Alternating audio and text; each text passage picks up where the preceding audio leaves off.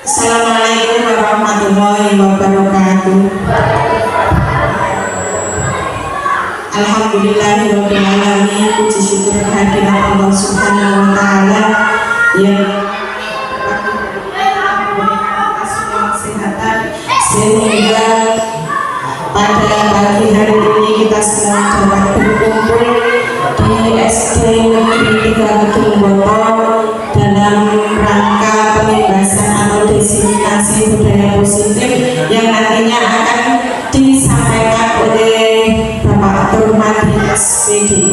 Salawat serta salam kita haturkan kepada Nabi Agung Muhammad Sallallahu Alaihi Wasallam. Semoga kita mendapatkan syafaatnya dan diampuni sebagai umatnya. Amin Allahumma amin. Bapak Ibu yang saya hormati, marilah kita buka acara pada pagi hari ini dengan bacaan basmalah bersama-sama. Bismillahirrahmanirrahim. Terima kasih, semoga dengan bacaan basmalah dapat memperlancar kegiatan pada pagi hari ini. Acara yang kedua yaitu sambutan dari guru senior yang akan disampaikan oleh Ibu Dian Ekowati SPD. Kepada Ibu Dian Ekowati kami persilakan.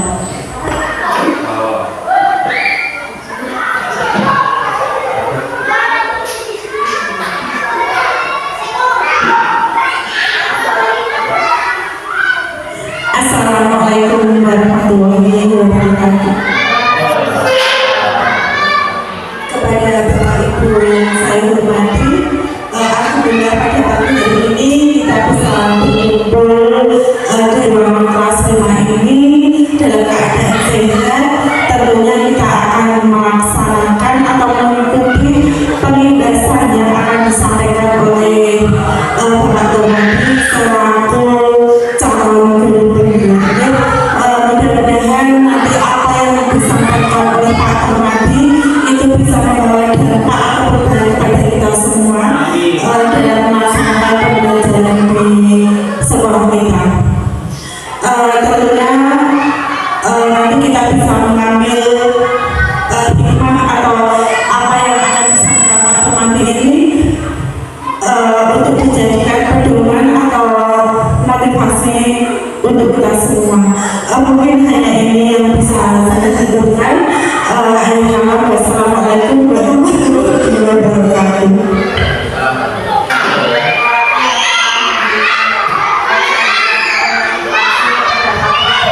Semoga kita semua juga termotivasi dengan adanya kegiatan ini untuk mengikuti jejak Pak Terhormat menjadi calon guru pembinaan. Acara yang selanjutnya adalah pembebasan yang akan disampaikan oleh Bapak Terhormat kepada Bapak Terhormat kami persilakan. Assalamualaikum warahmatullahi wabarakatuh.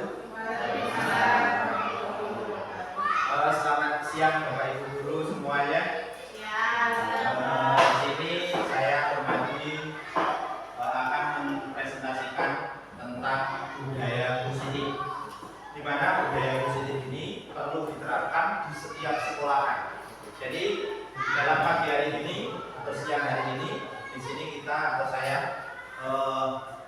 calon guru pembinaan angkatan 11 akan pembahasan tentang bagaimana sih kita menanamkan budaya positif yang ada di lingkungan sekolah kita. Jadi budaya positif itu sangat luar biasa, sangat intinya sangat perlu diadakan di sekolah-sekolah saya atau sekolah saya. Next. Nah, ini di sini adalah pembimbing saya. Saya dalam guru penggerak ini pasti didampingi oleh kedua ibu-ibu yang luar biasa yang bisa menjadi motivator kepada kita semuanya, khususnya ibu-ibu, bahwa di sini ada Bu Sri Bias ini itu fasilitator saya. Kita bertemu setiap bertemu tapi di dunia maya, bertemu lewat ruang kolaborasi dan ayam di Jum-Jum dulu.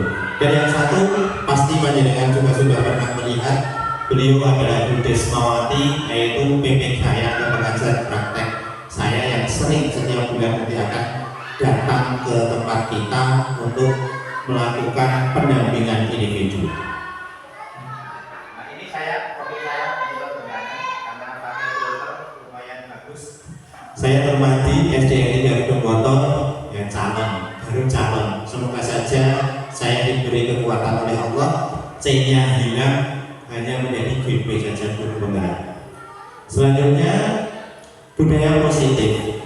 Di sini kita akan mengetahui tentang budaya positif. Budaya positif di sekolah merupakan nilai-nilai atau keyakinan dan asumsi dasar yang tumbuh dan berkembang sesuai dengan nilai-nilai yang dianut dan diyakini di sekolah. Budaya positif berisi kebiasaan-kebiasaan yang sudah disepakati bersama dan dijalankan dalam waktu yang lama dengan memperhatikan kodrat anak. Di sini yang namanya budaya positif adalah kebiasaan-kebiasaan kita di sekolahan. Kebiasaan di sini dalam tanda kutip adalah kebiasaan yang positif, yang memang baik. Contohnya kebiasaan setiap hari Jumat kita mengadakan Asmaul Husna, sholat duha berjamaah, itu adalah penanaman karakter. Setiap hari Senin ada upacara.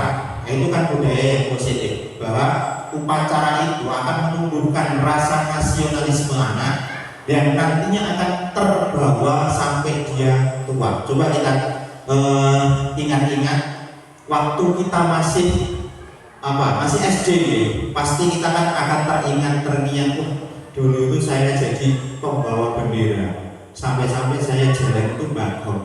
Itu masih akan teringat. Itu budaya yang positif yang bisa dilakukan atau diamalkan atau dibiasakan di sekolah kita. Nah, budaya positif tersebut nanti akan menjadi sebuah karakter anak, atau membuat karakter anak itu akan terbentuk. Setiap hari Senin kita upacara. Ada lagi setiap Selasa kita menyanyikan lagu-lagu kebangsaan. Itu juga akan membuat nasionalisme anak akan bertambah. Ada satu sisi lain, nanti di hari Sabtu itu tentang empati anak. Empati anak apa? Nanti anak dulu kita itu harus empati dengan orang lain. Contohnya orang yang buta, yang tidak dibilang atau yang diberikan wacana oleh teman kita, adik. Itu loh, orang itu orang buta. Coba kalian itu harus berempati dengan dia. Cara menumbuhkan empati gimana? Dengan cara anak itu ditutup berempati, lalu disuruh mengambil apa? Itu kan anak akan merasakan, oh ternyata orang buta itu seperti ini loh. Orang buta itu ternyata tidak enak loh. Nah itu yang harus ditumbuhkan dalam budaya inklusif ini. Tujuannya adalah sebagai upaya meningkatkan kualitas pendidikan moral dan menanamkan kebiasaan positif, menumbuhkan nilai karakter universal, dan sebagai upaya mewujudkan kelas atau sekolah yang berpihak pada anak dan melatih kreativitas, mandiri, tanggung jawab, dan berpikir kritis anak, dan siswa mampu memiliki kesadaran diri atas segala tindakannya. Nah, di sini kita akan dituntun dalam budaya positif ini. Di sini akan menumbuhkan nilai karakter universal. Universal berarti yang akan timbul dari diri kita. Secara keseluruhan anak ini universal. Menanamkan kebiasaan positif, kebiasaan positif yang sudah kita rancang, yaitu lewat 5S tadi. Kita datang, anak sudah senyum, salam kepada kita, menyapa kita, dan sopan santun. Itu yang harus ditanamkan pada era digital sekarang. Karena nilai sopan santun untuk saat ini sangat terkikis oleh keadaan zaman. Kenapa? Ya, di era digital ini, kalau kita sebagai guru tidak berpedoman atau tidak memberikan nilai yang 5S itu sopan dan santun, maka generasi emas kita di 2045 kita akan tidak mengenal yang namanya sopan santun. Dan tanggung jawab, berpikir kritis, dan siswa mampu memiliki kesadaran diri atas segala tindakannya. Kesadaran diri itu apa? Nanti dalam budaya positif ini kita sebagai guru akan dituntun untuk membuat kesepakatan kelas. Kenapa tidak peraturan sekolah? Kenapa tidak peraturan sekelas? Karena yang namanya peraturan peraturan sekolah pasti dilihat dari hanya satu tujuan saja, yaitu dari guru. Kalau peraturan dilarang membuang sampah, dilarang berkelahi dan lain sebagainya, itu kan dari kita, dari guru kita, bukan dari anak. Jadi mereka kita kumpulkan, kita buat kesepakatan kelas, di mana kesepakatan kelas itu akan muncul dari anak itu sendiri. Jadi Pak, kesepakatan kelas di sini Pak, disiplin Pak. Disiplin berarti di situ nanti akan banyak sekali uraian disiplin. Disiplin berangkat sekolah tepat waktu, disiplin jamnya pas waktu di kelas dia juga diam, disiplin waktu dia akan bertanya harus mengangkat tangan, itu kan disiplin. Menghormati teman, nanti seandainya itu menghormati teman, maka menghormati teman itu apa saja, nanti implementasi dari menghormati teman. Lanjut. Nah, pendidikan sesuai dengan filosofi Ki Hajar Dewantoro. Pendidikan memberi tuntunan terhadap skala kekuatan kodrat yang dimiliki anak agar ia mampu mencapai keselamatan dan kebahagiaan yang setinggi-tingginya, baik sebagai seorang manusia maupun sebagai anggota masyarakat. Bahwa kita sebagai guru, kemarin waktu kita pendampingan individu sudah saya jelaskan bahwa kita sebagai guru itu hanya menuntun saja. Kita tidak bisa kok kita harus mendoktrin anak harus dunia tidak. Karena menurut Ki Hajar Dewantoro, anak itu bukan hanya selembar kertas yang kosong, bukan. Tapi anak itu adalah selembar kertas yang sudah ada tulisannya, yang sudah terbentuk pola-polanya. Nah, kita sebagai guru hanya disuruh menebalkan saja. Di buku itu kita suruh menebalkan dengan jalan apa? Menuntun anak sesuai kodrat zaman anak. Kodratnya apa? Kodrat ada dua. Kodrat alam, memang bawaan dari anak. Oh, anak ini potensinya renang. Oh, anak ini potensinya manjat pohon. Oh, anak ini potensinya jajan, berarti di ekonominya. Oh, ini potensi anak ini mungkin di atletiknya. Nah, maka kita akan menuntun ke hal-hal seperti itu. Dan kodrat zaman, karena kita sekarang ini di zaman digital, maka kita sebagai guru juga harusnya sesuai pembelajarannya adalah sesuai dengan kodrat zaman kita, yaitu apa? Memanfaatkan teknologi yang ada, seperti laptop. Anak-anak pasti suka dengan HP, maka pembelajaran bisa dikaitkan dengan HP. Anak suka dengan TikTok, di depan layar suka joget-joget, kita manfaatkan aja TikTok itu untuk apa? Untuk pembelajaran. Nah, buat konten ya di TikTok tentang bagaimana perubahan muncul. Oh iya Pak, jangan meeting es batu yang dicemplungkan di gelas. Oh, ini nyublem Pak, ini namanya penyublem. Nah, itu kan bisa digunakan untuk area pembelajaran kita. Selanjutnya Mas, pendidikan sekolah. Sekolah adalah tempat persemaian benih-benih kebudayaan dalam masyarakat. Ki Hajar Dewantoro memiliki keyakinan bahwa untuk menciptakan manusia Indonesia yang beradab, maka pendidikan menjadi salah satu kunci utama untuk mencapainya. Pendidikan dapat menjadi ruang berlatih dan menumbuhkan nilai kemanusiaan yang dapat diteruskan atau diwariskan. Lanjut, Mas. Pengertian pengajaran atau pendidikan yang berguna untuk peri kehidupan bersama ialah kemerdekaan manusia sebagai bagian dari persatuan atau rakyat. Manusia merdeka adalah manusia yang hidupnya lahir dan batin tidak tergantung pada orang lain. Jadi di sini ada nilai kemandirian, tidak tergantung kepada orang lain, akan tetapi bersandar atas kekuatan sendiri. Pendidikan menciptakan ruang bagi murid untuk bertumbuh secara utuh agar mampu memuliakan dirinya dan orang lain atau merdeka batin. Kok anak batinnya belum merdeka, maka belum dikatakan pembelajaran. Dan menjadi mandiri, merdeka lahir, kekuatan diri atau kodrat yang dimiliki menuntun murid menjadi cakap, mengatur hidupnya dengan tanpa perintah oleh orang lain. Berarti dia, anak itu bisa bisa menentukan hidupnya sendiri tanpa ada paksaan atau tekanan dari siapapun. Lanjut. Nah, di sini perubahan paradigma belajar.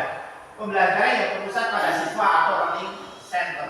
Pembelajaran yang berpusat pada siswa diharapkan mampu mendorong siswa untuk terlibat secara aktif dalam membangun pengetahuan. Jadi di sini siswa itu tidak hanya menerima dari guru saja, tidak hanya kita memberikan ceramah saja, tapi siswa juga berhak untuk apa? Untuk memilih pembelajaran yang sesuai dengan yang mereka inginkan. Itu yang namanya pembelajaran learning yang berpusat pada siswa. Itu sikap dan perilaku melalui proses pembelajaran dengan keterlibatan aktif siswa. Ini berarti guru tidak mengambil hak anak untuk belajar dalam arti yang sesungguhnya. Dalam proses pembelajaran yang berpusat pada siswa, maka siswa memperoleh kesempatan dan fasilitas untuk membangun diri pengetahuan sehingga mereka akan mempererat pemahaman yang mendalam dan pada akhirnya dapat meningkatkan mutu kualitas siswa. Jadi pembelajaran sesuai dengan koridor yang kita tentukan, akan tetapi dalam proses pembelajaran kita seharusnya yang ikut bocah, ikut anak, bukan kita yang mendidik anak. Mungkin seperti itu. Lanjut. Pembelajaran dengan sistem among siswa, perubahan bisa terjadi. Bagaimana perubahan bisa terjadi dengan among? Among itu pasti kita sudah pernah dengar. Among itu apa sih? Among itu momong anak. Bahwa kita di PAUD entah di SD itu kemungkinan besar anak itu masih kecil-kecil. Jadi mereka itu dunianya lagi dunia bermain. Jadi sebisa mungkin dunia bermain itu kita kembangkan permainan itu sesuai dengan mereka minati dan kita gabungkan dengan materi-materi yang ada. Contoh tadi sudah kita bicarakan di pagi hari bahwa di situ ada praktek tentang bagaimana sih sistem otot, tulang dan sendi-sendi itu bisa bergerak. Bahwa itu dengan cara permainan apa tradisional, bambu gila. Bambu gila nanti diginikan, langsung diberikan energi yang positif, digoyang sini, wah anak-anak pasti akan kewalahan dengan bambu. Nah, secara tidak langsung, secara tidak diketahui anak bahwa anak bergerak menahan apa yang dinamakan bambu itu akan menggerakkan otot kita, sendi kita dan tulang kita. Seperti itu. Jadi permainan-permainan itu bisa dikaitkan dengan pembelajaran. Sistem among memberikan kesempatan seluas-luasnya pada kemandirian siswa. Peserta didik didorong untuk mengembangkan disiplin diri yang sejati melalui pengalaman pemahaman dan upayanya sendiri. Oke, seperti itu. Lanjut, Mas. Selanjutnya disiplin. Di sini disiplin. Oh, ada gambar saya. Ketika mendengar kata disiplin, kira-kira apa yang terbayang di benak jenengan? Apa yang terlintas di benak jenengan? Kalau jenengan mendengar kata-kata disiplin, kira-kira apa? Aturan. Pasti akan disiplin itu berkaitan dengan aturan. Mungkin yang lain, sportif. Pasti akan berpikir disiplin itu adalah sportif. Mungkin dari Bu Yuni apa? Hukuman. Disiplin itu adalah sebuah hukuman. Menurut jenengan Bu Ani, konten tepat waktu itu namanya pasti berbenak di benak kita adalah disiplin seperti itu dan seperti itu. Lanjut, Mas. Disiplin di sini adalah kebanyakan orang akan menghubungkan kata disiplin dengan kata tertib. Betul? Teratur, tadi kepatuhan pada peraturan. Kata disiplin di sini juga sering dihubungkan dengan hukuman. Betul? Padahal ini sungguh berbeda karena belajar tentang disiplin positif tidak harus dengan memberi hukuman. Yang namanya disiplin tidak harus memberikan kita hukuman. Anak bikin paling bikinnya diajak ngaji, ngaji. Wah, kita memuntah kita mau marah, bocah disuruh ini sampai habis. Itu namanya hukuman dan lain sebagainya. Di sini apa tertib? Kamu harus seperti ini, anak harus seperti ini, di kelas harus seperti ini. Itu namanya disiplin menurut kita. Padahal yang namanya disiplin itu tidak harus dengan memberikan menegakkan hukuman. Lanjut, Mas. Budaya positif dapat terwujud dengan penerapan disiplin positif di sekolah. Ini anak belajar bersama, menerangkan tentang anak menjadi guru tutor sebaya, anak yang sudah mahir digabungkan dengan anak yang belum bisa. Nanti anak yang bisa akan memberikan penjelasan kepada saudara-saudaranya atau anak-anak yang lain atau teman-teman yang lain. Itu namanya tutor sebaya dan lain sebagainya. Lanjut, standar pendidikan nasional dalam rangka menciptakan lingkungan yang positif, maka setiap warga sekolah dan pemangku kepentingan perlu saling mendukung, menghayati dan menerapkan nilai-nilai kebajikan yang telah disepakati bersama. Untuk dapat menerapkan tujuan kuliah tersebut, maka seorang pemimpin pembelajaran perlu berjiwa kepemimpinan sehingga dapat mengembangkan sekolah dengan baik agar terwujud suatu budaya sekolah yang positif sesuai dengan standar kompetensi pengelolaan yang telah ditetapkan. Tujuan kuliah dari penerapan disiplin positif adalah agar terbentuk murid yang berkarakter, berdisiplin, santun, jujur, peduli, bertanggung jawab, dan menerapkan pembelajaran sepanjang hayat sesuai dengan standar kompetensi lulusan yang diharapkan. Itu tujuan dari kedisiplinan positif itu bisa menambah atau ke hal yang kita inginkan seperti karakter, berdisiplin, santun, jujur, peduli, dan bertanggung jawab dan lain sebagainya. Selanjutnya, disiplin sebagai bentuk kontrol diri, yaitu belajar untuk mengontrol diri agar dapat mencapai suatu tujuan kuliah.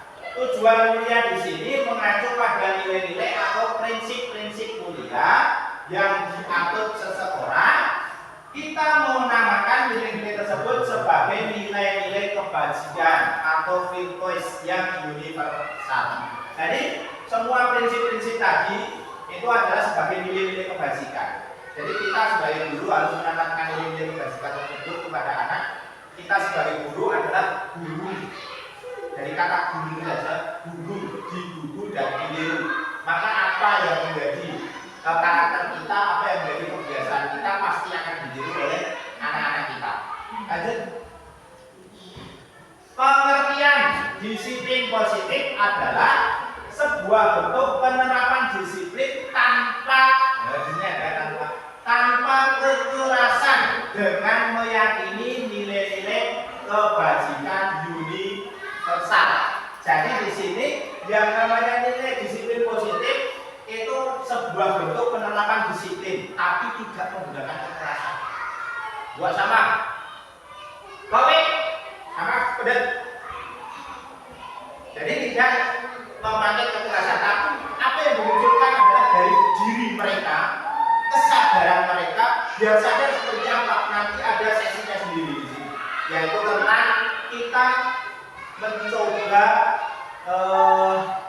miliki anak atau memberitahu anak, menyadarkan anak dengan segitiga restitusi di sini. Nanti ada sesinya sendiri. Lanjut, Mas. Kebajikan universal.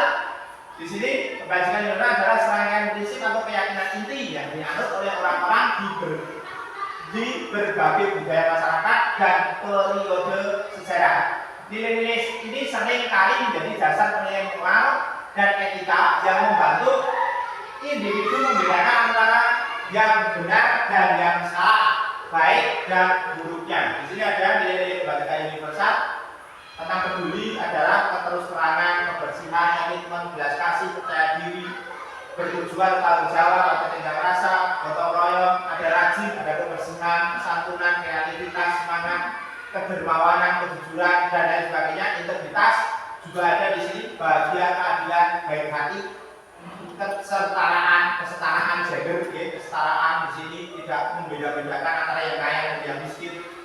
Kenapa di sekolah seragamnya sama? Karena itulah kesetaraan tadi. Kenapa sepatunya harus sama, bintang-bintang semua? Itu karena kesetaraan tadi. Seperti itu. Dan rasa hormat itu tanggung jawab, pengabdian, bijaksana, bersyukur, toleransi, percaya dan lain sebagainya. Next. Di sini yang kita acu adalah dari nilai-nilai kebajikan universal di profil pelajar Pancasila. Profil Pancasila ada 6: beriman, bertakwa kepada Tuhan Yang Maha Esa, berakhlak mulia, berkebinekaan global, gotong royong, mandiri, kreatif, dan bernalar kritis. Jadi tentang 6 profil pelajar Pancasila. Lanjut. Motivasi perilaku manusia di sini. Di sini ada gambar seorang guru dan anak kecil, anak kita, yaitu sedang menangis. Kenapa di sini menangis? Ya di sini motivasi perilaku manusia untuk menghindari ketidaknyamanan atau hubungan, untuk memperoleh imbalan pujian atau pembelaan dari orang lain, yaitu berarti faktor eksternal, berarti faktor dari luar. Jika anak itu nurut karena dia itu hanya ingin dapat imbalan, maka itu yang muncul adalah faktor eksternal dari luar. Kok dia itu menaati peraturan itu karena takut sama kita, maka itu juga faktor dari eksternal. Dan yang selanjutnya, untuk menjadi pribadi yang ingin dengan menghargai diri sendiri sesuai nilai-nilai yang mereka percayai. Kok seandainya kita itu melakukan peraturan itu atas dasar diri kita, diri anak-anak, maka itu faktor internal yang timbul adalah dari diri kita. Motivasi dia belajar seperti ini. Saya ingin jadi A, B, C, dan D. Nah, itu berarti faktor eksternal yang berbicara. Jadi perbedaan. Ini perbedaan di sini hukuman, konsekuensi, dan restitusi. Seandainya kita di sini kok hukuman bersifat satu arah dari pihak guru saja yang memberikan, dan murid hanya menerima suatu hukuman tanpa melalui suatu kesepakatan. Itu namanya hukuman. Lari, lapangan. Berarti itu namanya hukuman. Yang saya lanjutnya adalah konsekuensi. Sudah terencana atau sudah disepakati, sudah dibahas dan disetujui oleh murid dan guru.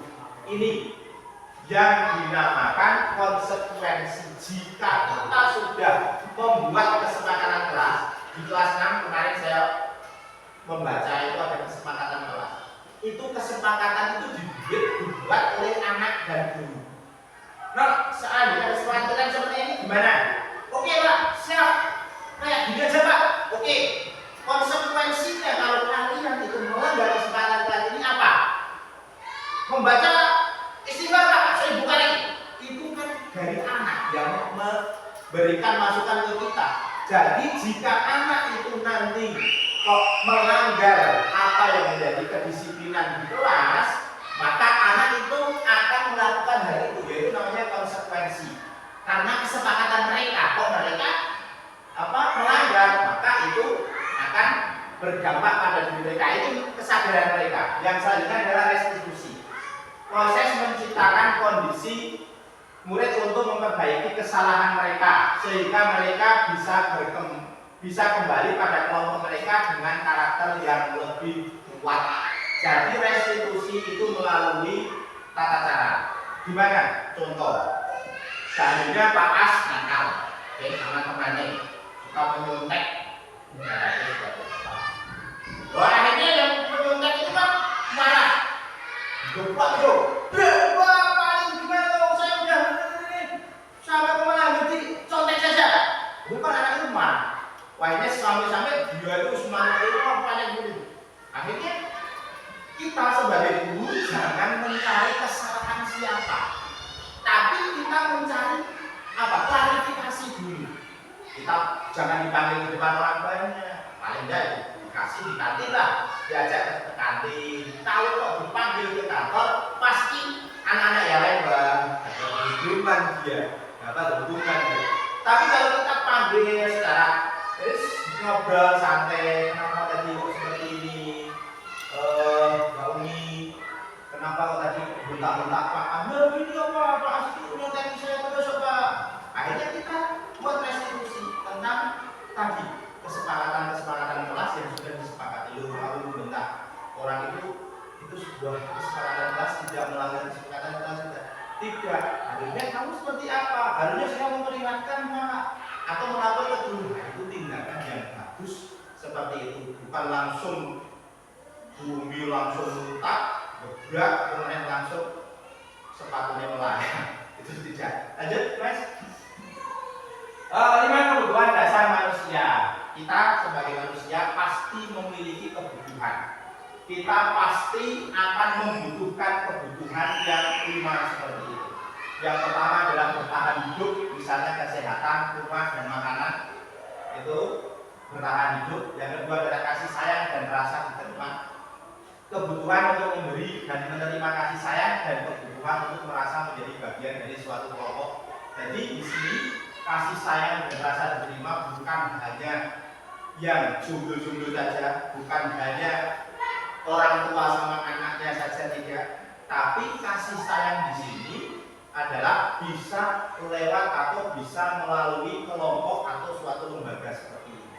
Tapi alhamdulillah di SD kita, SD 3 Bodowoto, antara satu dan yang lainnya itu memang selalu mengasihi. Sing siji jelek, dia tetap melek kabeh. Yang satu bakso, yang lain tetap bakso. Itu suatu luar biasa di SD kita. Jadi kasih sayang, saling peduli kepada sesama itu bisa dirasakan di SD kita.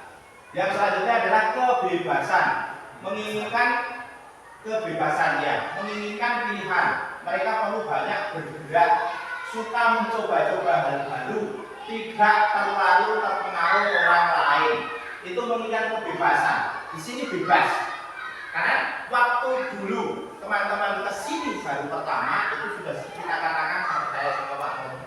Di sini adalah tempat untuk mengeksplor panjenengan, untuk memperbaiki diri, untuk mengembangkan diri. Karena di sini bersifat bebas. Bebas dalam artian bebas untuk menentukan apa, bebas untuk menerapkan atau mengimplementasikan apa-apa yang menjadi keinginan kita dalam pembelajaran. Terbukti seperti Mas Andi mengimbas kepada Pak Tomo, mereka kreatif. Ada sesuatu hal apa saja pasti dia harus duluan. Itu sesuatu yang luar biasa, perlu ditiru oleh kita, dan dampaknya sudah luar biasa. Teman-teman mengikuti Pak Tomo dan Mas Andi. Jadi itu nilai-nilai yang luar biasa di kita melalui kebebasan. Kebebasan kita mengekspresikan segala sesuatu. Kesenangan. Selain kesenangan bermain dan tertawa, di sini tempatnya bersenang-senang. Di sini di tempat kita belajar mengajari anak, terus tidak usah panik. Yang penting kita belajar supaya hati kita senang, ya hidup kita juga senang. Dan yang selanjutnya adalah penguasaan. Diakui atas prestasi dan keterampilan kita, bisa membuat pencapaian kompeten diakui dan dihormati. Penguasaan. Jadi kita secara tidak langsung butuh yang namanya penguasaan. Penguasaan itu apa? Diakui. Itu loh, teman itu kreatif yang luar biasa. Itu perlu diakui oleh teman-teman yang lain dan lain sebagainya. Jangan kalau udah itu apa penting, saya itu hanya perempuan kayaknya. Jangan seperti itu. Karena setiap orang itu pasti penting, pasti memiliki keunikan dan kelebihannya sendiri. Seperti saya kelebihan luar biasa, kelebihan saya berat badan. Dan saya juga intelek, Mas. Ini di sini. Bagaimana kita jika kebutuhan murid tidak terpenuhi? Jika kebutuhan murid itu tidak terpenuhi, maka bila mereka tidak bisa mendapatkan kebutuhannya dengan cara yang positif, mereka bisa melanggar peraturan atau melakukan hal-hal yang tidak sesuai dengan nilai-nilai kebajikan. Contohnya berkelahi. Jika kebutuhan anak itu kok tidak terselesaikan atau tidak terpenuhi, maka dia akan mencari kebutuhan itu di yang lain. Contohnya kebutuhan diakui. Anak itu tidak diperhatikan oleh kita, maka anak pasti akan berpikir bagaimana sih cara saya itu diperhatikan. Pasti dia akan melakukan hal-hal yang tidak baik. Contohnya nyokot kancani, atau jubir temannya sendiri, atau malah iseng sama temannya, karena dia butuh perhatian dari temannya atau dari gurunya. Maka Karena itu kebutuhan manusia yang 5 tadi kita harus perhatikan untuk anak-anak kita. Karena kalau air itu tidak terpenuhi, maka saya yakin itu akan mencari kebutuhan yang lain atau melakukan sifat-sifat yang negatif. Solusi penyelesaian, maka langkah-langkahnya adalah mengidentifikasi peran sekolah dan guru dalam upaya menciptakan lingkungan belajar dan pemenuhan kebutuhan anak yang beragam. Jadi kita melakukan mapping dulu, mapping pada anak. Oh, anak ini kebutuhannya seperti ini. Map ya mas, map. Nah, itu kita lakukan itu, kita cari anaknya yang ini anaknya butuh ini, anaknya butuh ini, anak ini karakternya seperti ini, seperti ini. Jadi kita dapat kelompok-kelompok anak yang perlu kita tangani dan lain sebagainya. Itu perlu supaya kita bisa memberikan atau memenuhi kebutuhan yang ada pada siswa kita. Ilustrasi cerita. Tahun ini Dimas genap berusia 17 tahun. Ia senang sekali ketika ayahnya mulai mengajarkan cara menyetir mobil. Setiap akhir pekan ia berlatih menyetir. Ia terlihat senang sekali berlatih. Sampai akhirnya ia bisa menyetir mobil dengan baik dan lancar. Ketika ibunya bertanya pada Dimas, dan apa yang membuat dia ini bisa menyetir mobil, kebutuhan apa yang ini dipenuhi. Next. Kebutuhan apa yang ingin dia penuhi? Apabila jawaban Dimas seperti di bawah ini, aku merasa bangga dan keren bisa nyetir mobil itu, aku bisa merasa bangga dan keren. Berarti penguasaan cinta dan kasih sayang, kebebasan dan kesenangan ini yang perlu dipenuhi kebutuhannya, penguasaannya itu cinta dan kasih sayang, kebebasan dan kesenangan. Karena aku merasa bangga, aku keren loh bisa nyupir. Berarti kebutuhan yang perlu perlu ayahnya berikan itu tentang cinta kasih sayang, kebebasan dan kesenangan. Lanjut. Keyakinan kelas. Di sini pertanyaan untuk kita semua. Bapak Ibu, saya ingin bertanya. Bapak Ibu memilih keyakinan kelas atau peraturan kelas? Kira-kira.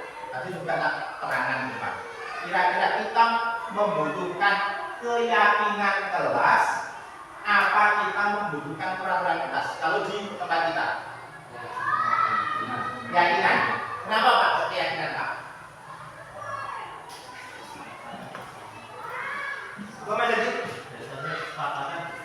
Betul.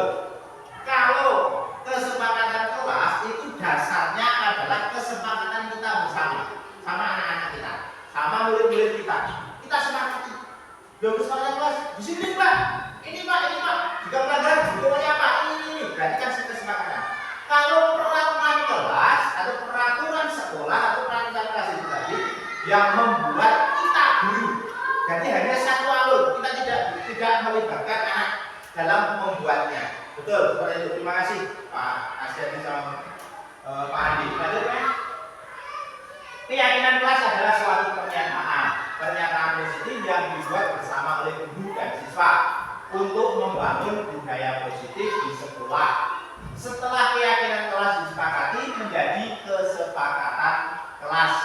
Jika peraturan kelas adalah alat untuk mengatur perilaku yang diharapkan terjadi pada peserta didik menjadi lebih baik dibuat sepihak, tak melibatkan atau tidak melibatkan pihak tertentu atau tidak melibatkan murid tersebut. Lanjut, itu perbedaan keduanya. Keyakinan kelas merupakan sesuatu yang dapat diterapkan di lingkungan kelas tersebut. Pembuatan keyakinan melibatkan semua warga kelas melalui kegiatan curah pendapat. Keyakinan kelas ditinjau kembali dari waktu ke waktu. Jadi jika keyakinan kelas itu curah pendapat, jadi murid-murid memberikan pendapat, artinya pendapat itu ditampung oleh guru, lalu dipaparkan oleh guru, dan nantinya akan menjadi kesepakatan kelas. Seperti itu. Tahap menciptakan program keyakinan kelas, lihat daftar kebajikan yang telah disusun bersama. Itu kebajikan itu di sini ada peraturan. Tentukan nilai-nilai kebajikan yang ingin dijadikan perhatian utama di sekolah Anda. Curah pendapat dalam kelompok, sempurnakan beberapa daftar nilai-nilai kebajikan yang utama, bahas kembali dalam kelompok utama, dan buatlah poster atau muat di sosial media keyakinan sekolah atau kelas Anda. Jadi bisa itu ada poster di kelas 6 itu ada poster keyakinan kelas, dipajang di situ biar anak itu setiap saat bisa membaca. Jika anak akan melakukan hal itu, langsung baca, oh ini melanggar disiplin. Jika anak akan menakal, oh ini akan melanggar tentang menghormati orang lain dan lain sebagainya. Di sini 5 posisi kontrol guru itu ada 5. Jadi kita sebagai guru itu ada 5 posisi kontrol. Yang pertama adalah penghukum. Tadi sudah ada satu sedikit ilustrasi. Yang kedua adalah pembuat merasa bersalah. Contohnya, Pak Siaji, kenapa kamu melakukan seperti itu? Ya karena ini Bapak sangat kecil sekali namanya. Berarti itu tipe penghukum. Dan yang selanjutnya adalah teman. Teman seperti apa? Nanti anak dirangkul, kita bicara dari hati-hati. Itu namanya teman. Pemantau, pemantau anak kita main dulu, pemantau anak dan lain sebagainya. Seandainya kita lewat saja, anak juga akan duduk sendiri. Itu pemantau. Dan yang kelima adalah manajer. Lanjut, Mas. Penjelasan penghukum. Seorang penghukum bisa menggunakan hukuman fisik maupun verbal. Nah, fisik seperti lari, seperti push up, dan lain sebagainya itu tipe penghukum. Atau verbal menulis kata saya merasa bersalah, saya bersalah. Keduanya itu namanya tipe penghukum. Yang selanjutnya adalah membuat merasa bersalah. Posisi ini biasanya guru akan bersuara lebih lembut. Membuat merasa bersalah akan menggunakan keheningan yang membuat orang lain merasa tidak nyaman, bersalah atau rendah diri. Ini yang namanya merasa bersalah. Itu dengan kata-kata yang baik. Teman, menggunakan hubungan yang baik dan humor untuk mempengaruhi seseorang.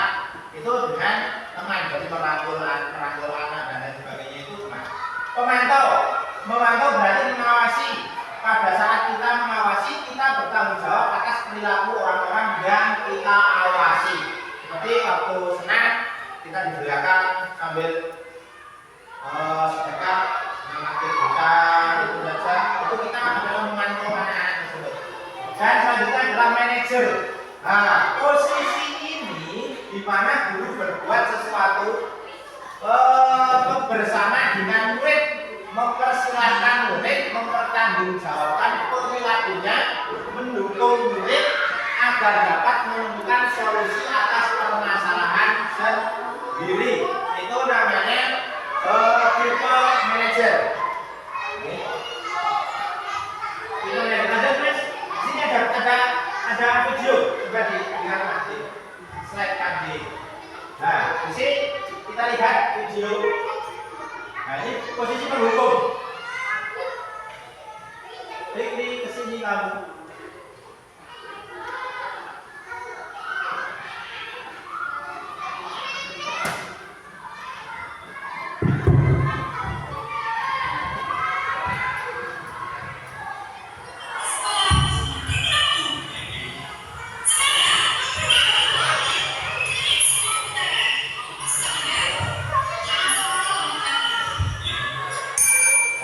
Yang kedua adalah posisi membuat orang.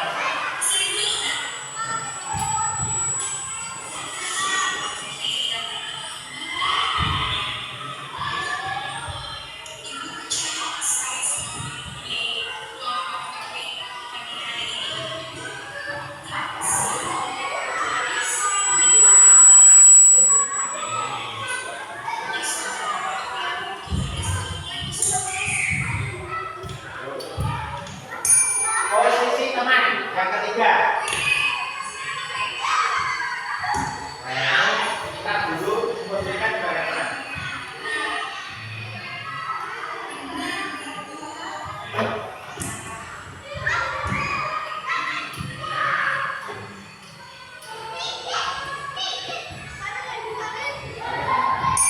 Posisi pemantau. Ini yang keempat.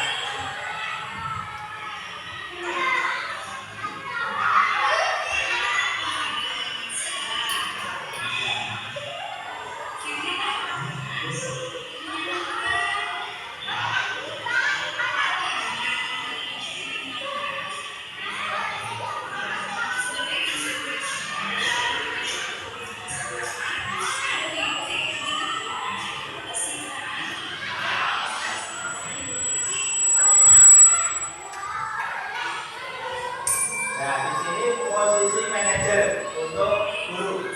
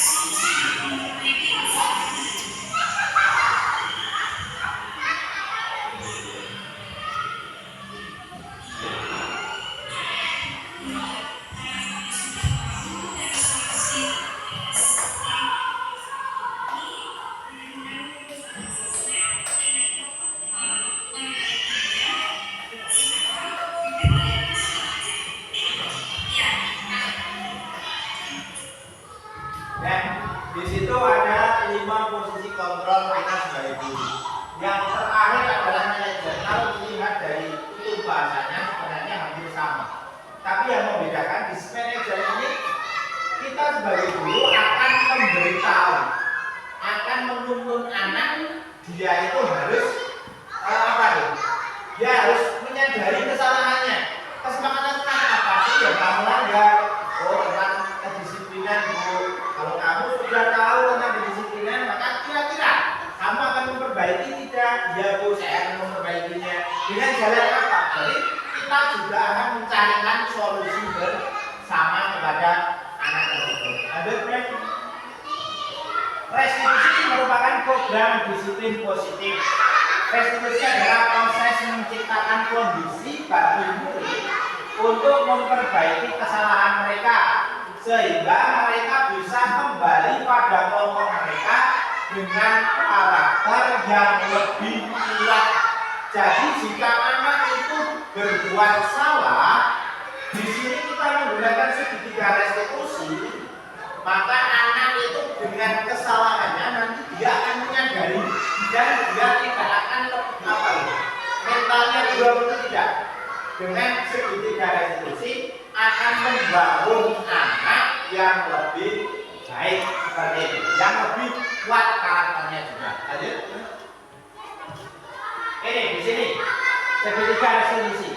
Yang pertama adalah validasi tindakan yang salah dulu, menstabilkan identitas dan meyakini atau menanyakan keyakinan. Di sini satu, setiap orang pasti pernah melakukan kesalahan. Untuk kita memberikan restitusi pada anak, pasti akan seperti itu. Setiap orang akan bu, misalnya ini melakukan kesalahan seperti ini. Ya, saya tahu bahwa kesalahan itu setiap orang pasti melakukan. Aku pun bisa melakukan seperti itu. Jadi menguatkan anak tersebut. Yang kedua adalah dengan kata-kata kamu tentu punya alasan. Dia menanyakan, guru akan menanyakan alasannya kenapa kamu seperti ini.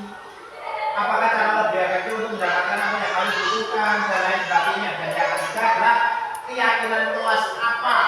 Menanyakan keyakinan kelas apa yang kamu langgar dalam mereka waktu melanggar kesalahan kelas tersebut.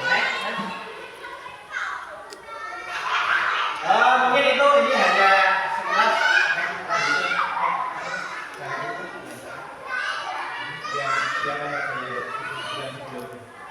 mungkin itu pemaparan dari saya tentang segitiga restitusi, tentang bagaimana cara kita menyelesaikan permasalahan yang ada pada anak dan bagaimana kita menanamkan budaya positif di sekolah kita, di kelas kita dan lain sebagainya. Sebelum acara ini kita tutup, mungkin ada yang perlu ditambahkan untuk dari Bapak Ibu guru tentang apa yang menjadi presentasi saya. Enggak? Bumi mungkin sudah cukup. Bu Yuli, cukup Pak As. Mas Abi mungkin ada yang ditambahkan Mas? Cukup Pak Tawon? Cukup. Mungkin yang lain cukup. Nah, cukup. Terima kasih atas perhatian dan atensi Anda pada pembahasan tentang budaya positif ini. Semoga saja apa yang saya berikan, apa yang menjadi saya paparkan tadi bisa menjadikan keyakinan Anda semuanya, menjadikan sebuah nilai-nilai kebajikan yang Anda akan berikan. Semoga saja apa yang saya berikan tadi dalam pemaparan ini akan mengimbas kepada kalian semuanya dan nantinya akan memperbaiki sekolahan kita dari budaya-budaya yang mungkin belum saja sesuai dengan ciri karakter anak, akan menjadi sebuah nilai-nilai kebajikan yang akan diterapkan dalam sekolah kita. Dan semoga saja anak-anak yang kita bimbing nantinya bisa menjadi anak-anak yang bebas, anak-anak yang belajarnya senang, anak-anak yang memang belajar dengan sesuai kodrat zaman mereka dan kodrat alam mereka. Mungkin dari saya cukup sekian dan terima kasih karena tidak ada pertanyaan. Saya akhiri. Assalamualaikum warahmatullahi wabarakatuh. Terima kasih apa yang sudah disampaikan Bapak Kormati. Semoga banyak manfaatnya untuk kita semua, guru SD Negeri 3 Kedungboto, juga terhadap anak-anak didik kita membawa perubahan bagaimana kita harus berdisiplin dan positif kita mengajarkan kepada anak-anak. Terima kasih Pak Kormati.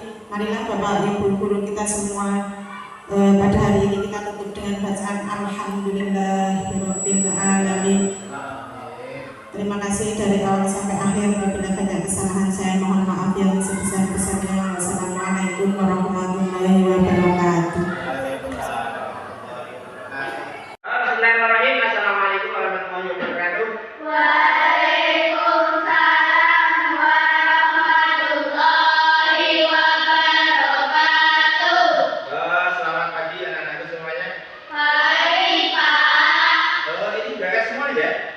1, 2, 3, 4, 5, 6, 7, 8, 9, 10, 11, 12. Jadi kita berangkat semuanya anak-anak kelas 6. Sudah berdoa tadi? Sudah. Oh sudah, alhamdulillah sudah. Berarti di sini agenda kita pada hari ini adalah membuat kesepakatan kelas. Pasti kesepakatan kelas belum ada kan di kelas kalian. Tapi sebelum itu, yuk Pak Tor pengen ngecek fokus kalian. Dengarkan deh. Jika Pak Tor, ini ada kata kuncinya. Jika Pak Tor bilang kerjakanlah, maka kerjakanlah. Contoh seperti ini. Kerjakanlah. Angkat tangan kananmu, angkat tangan kirimu. Lah ini salah. Kan Pak Tor kan tidak bilang apa? Tidak bilang kerjakanlah. Berarti jangan kerjakan. Nah, itu ya sudah tahu ya. Yo, kita mulai. Fokus, konsentrasi. Konsentrasi semuanya. Gula lalala. Hula-la-la-la. Nah, kata kuncinya. Kerjakanlah. Nengok kanan. Kerjakanlah. Tangan kanan ke atas. Ketengok kiri. Nah, ada yang masih belum fokus. Pak Tor nggak bilang kerjakanlah loh, masih tengok kanan ya. Kerjakanlah. Lihat atas kalian. Kerjakanlah. Lihat bawah kalian. Tengok kanan. Ya, ini sama sih tengok kanan jadi belum fokus. Oke, ya. Sekali lagi, ya semuanya. Semuanya di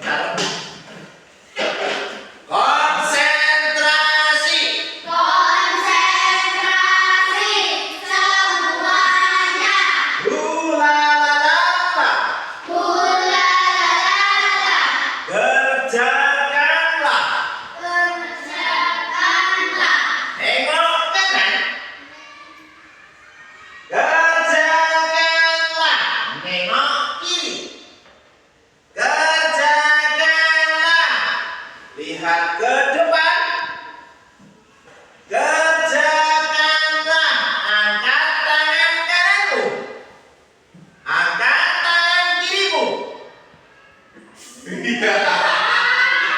Masih ada yang ikut. Iya. Turunkan. Maksudnya sudah bilang ke Jakarta. Bukan diturunkan. Ya udah, terima kasih. Terima kasih dulu. Maksud kalian luar biasa. Hari ini kita membuat kesepakatan kelas. Anak-anakku semuanya masih ingatkah tentang peraturan kelas kita? Peraturan kelas kita masih ingatkah? Masih ya. Peraturan kelas. Ini enggak.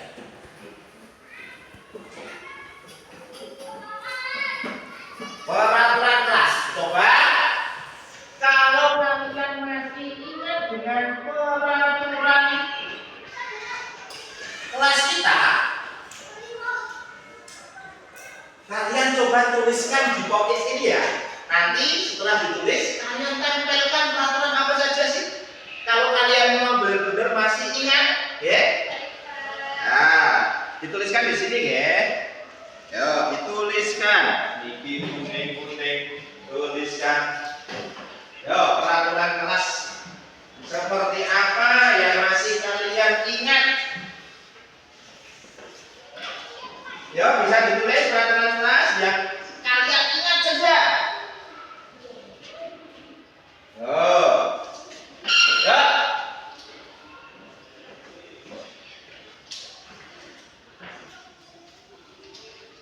Ayo, peraturan kelas apa yang masih ingat kalian? Bisa kalian mengingat-ingat, mungkin dicatat dulu sama kalian. Bisa dibuka di buku kalian. Oh, kira-kira apa ya? Peraturan kelasnya ya. Yang sudah bisa ditempel di sini. Yang sudah bisa ditempel di sini. Ayo. Ayo.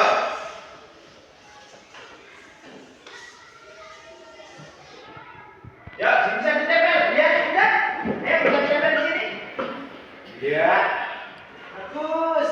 Satu lagi ya. Wah, itu tulisannya kamu baca. Ya, lanjut. Ya. Lanjut. Ya.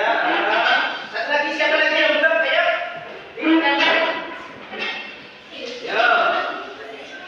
Satu aja, enggak apa-apa. Nanti tak kelompokkan. Ya, bagus. Bagus. 1 2 3 4 5 6 7 8 9 10. Ada kan yang belum? Tempelkan. Oh, itu. Ya, bagus. Ada lagi yang belum? Bisa ditempelkan? Ya, bagus.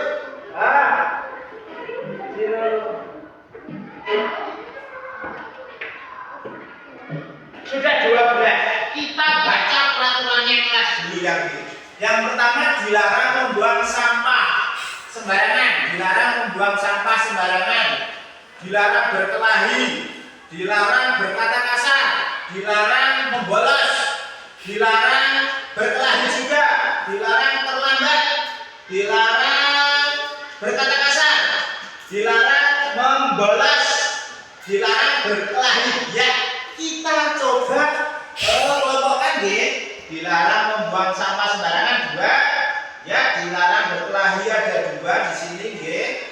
Bagus. Yang satunya lagi dilarang berkata kasar, dilarang berkata kasar. Ini dilarang membolos, dilarang berkata kasar. Nah, ini di sini. Ini jadikan satu, nggih. Dilarang berkata kasar, ini dilarang membolos, dilarang berkelahi, dilarang membolos. Ini dilarang membolos. Ini dilarang terlambat, dilarang berkelahi. Di sini berarti dilarang berkelahi. Oke. Di sini dilarang membolos, dilarang membolos di sini. Ya. Jadi ada peraturan 1 2 3 4 5. Dilarang membuang sampah, dilarang berkelahi, dilarang berkata kasar, dilarang terlambat, dan dilarang membolos. Ya, terima kasih. Berarti kalian masih ingat. Jadi untuk membuat peraturan kelas, kita buat dari peraturan kelas ini kita ganti ke kalimat akhir. Ke kalimat akhir, ya. Ke kalimat akhir. Contohnya seperti ini. Jika dilarang dilarang membuang sampah sembarangan. Berarti kalimat akhirnya apa? Jagalah kebersihan. Betul, bagus ya kita. Ya. Kalian tulis juga ya di sini ya. Dipakai nanti ditempelkan di sini. Oke. Ya, bagus. Nah, satu lagi. Yo. Rubah kalimat tersebut, peraturan tersebut menjadi kalimat aktif.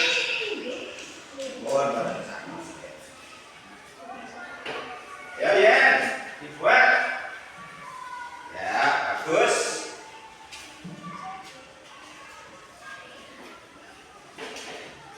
Yo. Jadi kalimat apa? Aktif. Jadi kalimat aktif.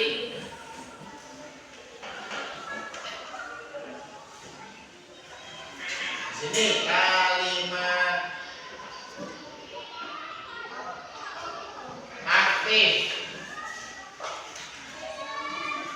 Aktif. Ada yang sudah? Boleh tempelkan. Boleh tempelkan. Oh, tidak apa-apa. Ya, bagus. Nanti, woi, ya lanjut, ya. Ayo, tempelkan, tempelkan nggak apa-apa, tempelkan. Ayo, tempelkan.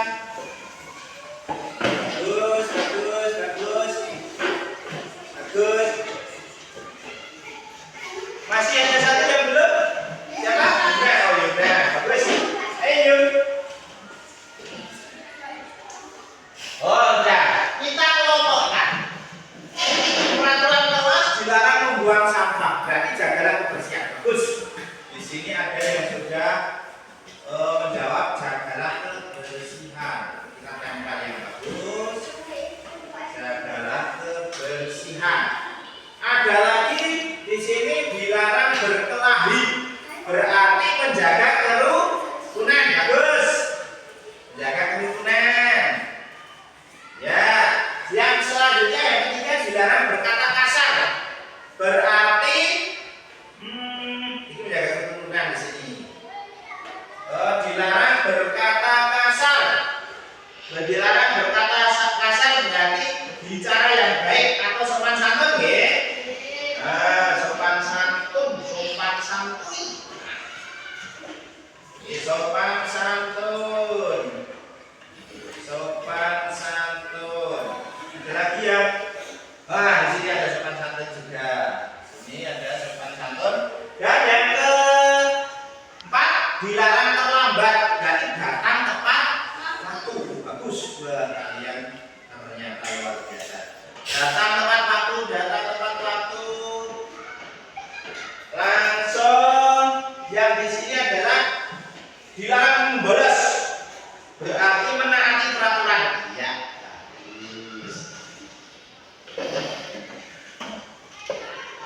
Ya. Jadi dilarang membolos itu harusnya betul dilarang atau menaati peraturan. Selanjutnya dari peraturan kelas sudah, gitu. Dari peraturan kelas sudah kalian ingat semuanya. Yang kedua adalah kalimat aktifnya juga sudah dibuat oleh kalian. Lalu yang ketiga sekarang kalimat aktif ini yuk kita buat sebuah kesepakatan kelas. Coba kalau jagalah kebersihan, kira-kira kesepakatan apa ya? Kalau jagalah kebersihan. Oh, betul. Jagalah kebersihan berarti menjaga kebersihan. Kalian setuju untuk menjaga kebersihan kelas kita? Setuju. Nah, itu dari saya. Ada lagi mungkin kesepakatan yang lain. Selanjutnya nomor 2. Tentang menjaga kerukunan. Kalimat aktifnya apa? Atau kesepakatan kelasnya apa? Siapa yang tahu? Saling menghormati. Bagus.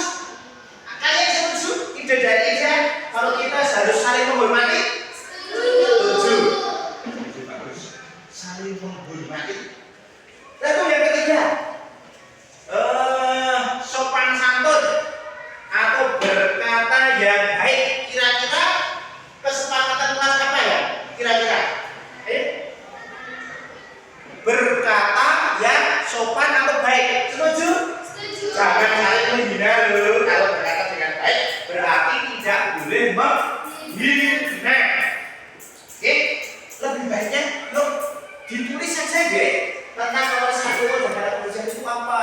Yang lain supaya apa? Itu ya, paham? Yuk, buat kesepakatan kelas kalian. Yuk.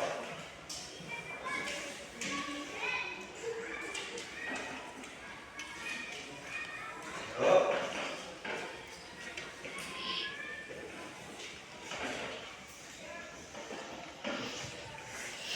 Ini aja, ya. Kalian bisa berkumpul dengan yang lain. Berkumpul dengan yang lain, ya. Kalau sudah, kalian boleh ya kalian tulis ya untuk kesepakatan kelas. Nanti kita bahas bareng-bareng sama teman-teman kalian. Wah, di sini tak tuliskan kesepakatan kelas.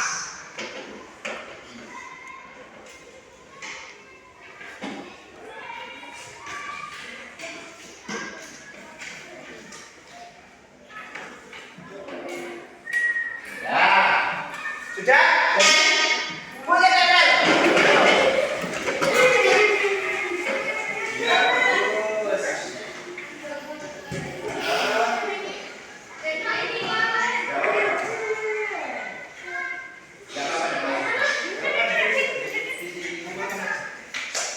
Ya, ada yang belum? Ya. Ayo.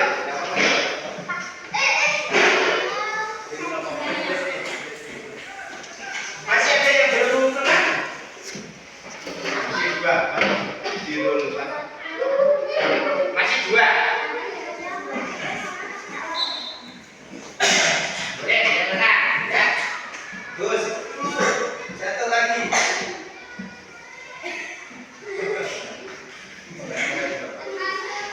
Oke, sudah semuanya, ya. Yuk kita bahas satu-satu, kita kelompokkan. Jika jaga kebersihan, maka menjaga kebersihan. Oke. Menjaga kebersihan bagus. Jika menjaga kerukunan, di sini adalah saling menghormati. Bagus. Di sini saling menghormati.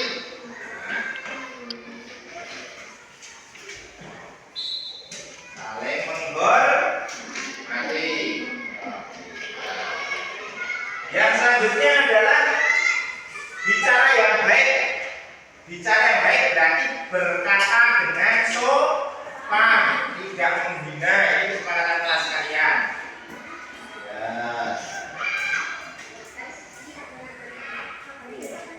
Selanjutnya adalah datang tepat waktu, berarti disiplin. Bagus, disiplin. Ya, disiplin. Selanjutnya adalah menaati peraturan. Menaati peraturan berarti menaati peraturan berarti yang disiplin, ya. Menaati peraturan disiplin. Disiplin yang selanjutnya adalah tepat waktu. Baik, sekarang kita bahas bareng-bareng, ya. Yuk kita bahas bareng-bareng. Coba. Yuk semuanya lihat langsung. Gerakan. Di sini ada kesepakatan kelas yang nomor 1 adalah menjaga kebersihan. Apakah kalian setuju untuk menjaga kebersihan kelas kalian? Setuju. Tangan dulu. Itu poin nomor 1. Dan yang nomor 2 kesepakatan kelas kalian adalah saling menghormati. Berarti kalian harus menghormati teman kalian. Harus tidak saling menghina. Apakah setuju saling menghormati? Setuju. Bagus. Dan yang ketiga adalah berkata dengan sopan. Berarti kalian jangan saling menghina kepada teman yang lain. Berkata dengan sopan. Jika bicara, kalian harus dengan sopan. Apakah setuju? Setuju. Bagus, good. Dan yang keempat, kesepakatan kelas yang kalian yang keempat adalah tepat waktu. Jadi tidak ada kata lagi kalian kok terlambat datang sekolah. Setuju? Setuju. Coba